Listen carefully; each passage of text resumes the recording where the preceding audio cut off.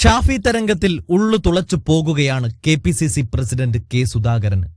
അതുകൊണ്ടുകൂടിയാണ് രാഹുൽ ഗാന്ധിക്ക് മുമ്പിൽ എന്തെങ്കിലും പറയാനുണ്ടായിരുന്ന അതിനിർണായകമായ സമയത്തുപോലും സുധാകരന് വികാരം പൂണ്ടു വിതുമ്പിപ്പോയത്. അതിന് ഒരേ ഒരു കാരണം ഷാഫി പറമ്പിലാണ്.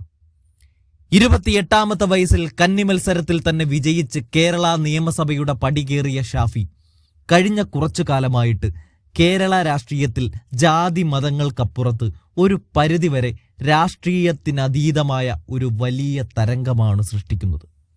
ആ തരംഗത്തിൽ ഇത്തവണ ആടി ഉലഞ്ഞു പോയത് ശ്രീമതി KK ശൈലജ ടീച്ചർ കൂടിയാണ്. എന്തൊക്കെ സംഭവിച്ചാലും വടകരയിൽ ടീച്ചറമ്മ എന്നു മാത്രം കേട്ടിരുന്നിടത്ത് പാലക്കാട് നിന്നും ഷാഫി വടകരയിലേക്ക് കൈപ്പത്തി ചിഹ്നവുമായി വണ്ടി കയറിയപ്പോൾ കുട്ടികളും മുതിർന്നവരുമടക്കം ഷാഫിയോടൊപ്പം അണിനിരക്കുകയാണുണ്ടായത്. ഒടുക്കം EVM എണ്ണിത്തുടങ്ങിയപ്പോൾ വിജയിച്ചു കയറി ഇന്ത്യൻ പാർലമെന്റിലേക്ക് കടന്നുകൂടി ഒടുക്കം ഷാഫി പറമ്പിൽ. എന്നാൽ ഇവിടെ കേരള രാഷ്ട്രീയത്തിൽ ഷാഫി നിലയുറപ്പിച്ചാൽ പലരുടെയും തല പോകും എന്നുള്ളതുകൊണ്ട് ഷാഫിയെ പാർലമെന്റിലേക്ക് തട്ടിയതാണ് എന്നും ഒരു കൂട്ടർ പറഞ്ഞിരുന്നു. ഇവിടെ ഏറെ പ്രത്യേകത എന്തെന്നാൽ പ്രിയങ്ക കന്നി മത്സരത്തിൽ വയനാട്ടിൽ നിന്നും പാർലമെന്റിലേക്ക് എത്തിയ സമയം രാഹുൽ ഗാന്ധി പ്രതിപക്ഷ നേതാവായി ഉദയം കൊണ്ട നേരം ഇവിടെയാണ് ഷാഫിയും ആദ്യമായി പാർലമെന്റിലേക്ക് കാലുകുത്തുന്നത്.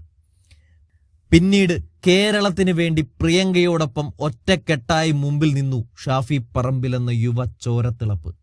വയനാടിന് പ്രത്യേക പാക്കേജ് അനുവദിക്കാതെ വന്നതോടെ മലയാളത്തിൽ പാർലമെന്റിന് പുറത്ത് ഷാഫി ഉറക്കെ മുദ്രാവാക്യം വിളിച്ചപ്പോൾ അതേറ്റു ചൊല്ലുന്ന പ്രിയങ്കയെയും നമ്മൾ കഴിഞ്ഞ മാസങ്ങളിൽ കണ്ടതാണ്. പാലക്കാട് നിന്ന് പാർലമെന്റിലേക്ക് കുതിച്ചുയർന്ന ഷാഫിയുടെ പേര് ഇപ്പോഴിതാ വീണ്ടും കേരളത്തിൽ അലയടിക്കുന്നത് KPCC പ്രസിഡന്റ് സ്ഥാനത്തേക്ക് ഷാഫി എന്ന മട്ടിലാണ്.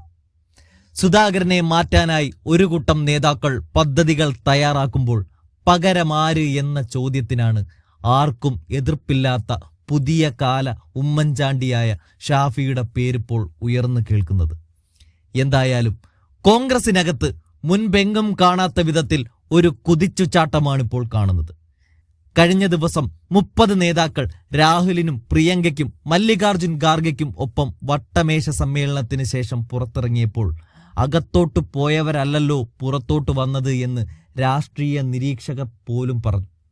കാരണം അതുവരെ കാണാത്ത തരത്തിൽ എല്ലാ നേതാക്കളും ഒരു ചരടിൽ കോർത്ത മുത്തുകൾ പോലെ ഒരുമിച്ചുണ്ടായിരുന്നു. ഇനി അറിയാനുള്ളത് സുധാകരന് പകരം ഷാഫിയോ എന്നുള്ളതാണ്.